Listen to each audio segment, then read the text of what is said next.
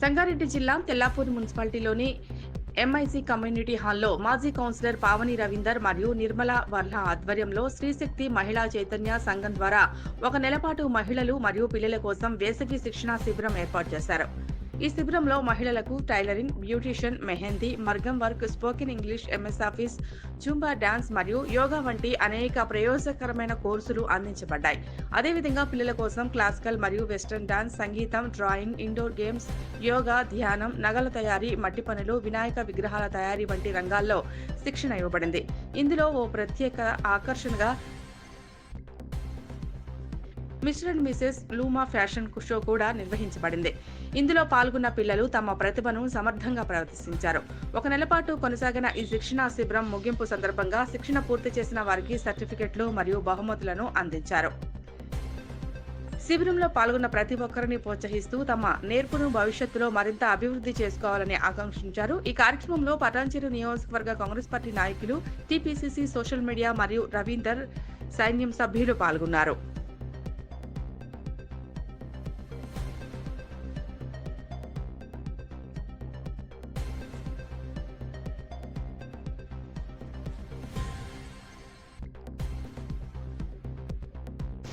నిజంగా ఈరోజు జనం ఉన్నప్పటికీ కూడా ఖచ్చితంగా రావాలి, రవీంద్రనాథ్కి మాట ఇచ్చినా అని చెప్పి ఖచ్చితంగా ఈ కార్యక్రమంలో నేను ఖచ్చితంగా పాల్పంచుకోవాలని చెప్పి మేమందరం కూడా రావడం జరుగుతూ ఉంది.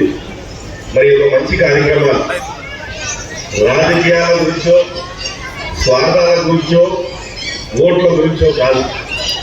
ఈరోజు ఓట్లు లేవు, ఇప్పుడేమో రాజకీయం లేదు, ఇప్పుడేమి వాళ్ళ స్వార్థం గురించి చేసే పని కాదు.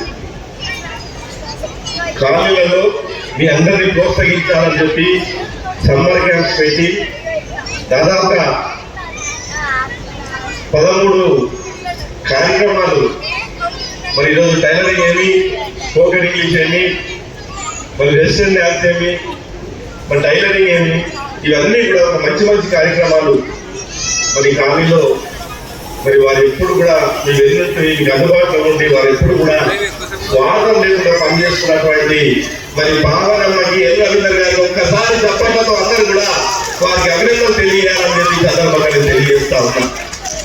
ఆ భగవంతుడు వారికి వారి కుటుంబాన్ని చల్లగా చూడాలి, ఇంకెన్నో కార్యక్రమాలు చేయాలి. ఈ రోజు రాజకీయాల గురించో ఓట్ల గురించో కాదు. ఈరోజు నేను చూస్తూ ఉంటాం, మమ్మల్ని పిలుస్తూ ఉంటారు.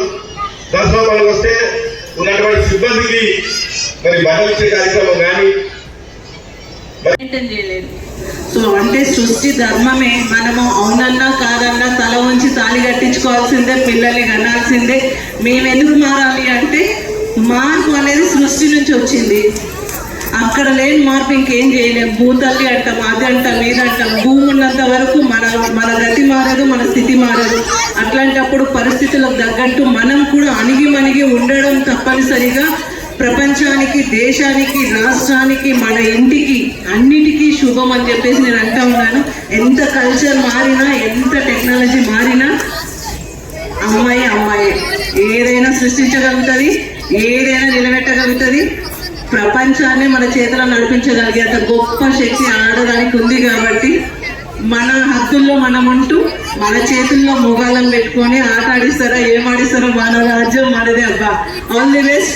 సో ఇందాక తీసుకొచ్చిన పావని అండ్ రవీందర్ గారు, ఆల్ ది బెస్ట్. మీరు కూడా కొంగన కట్టుకున్నట్టున్నారు.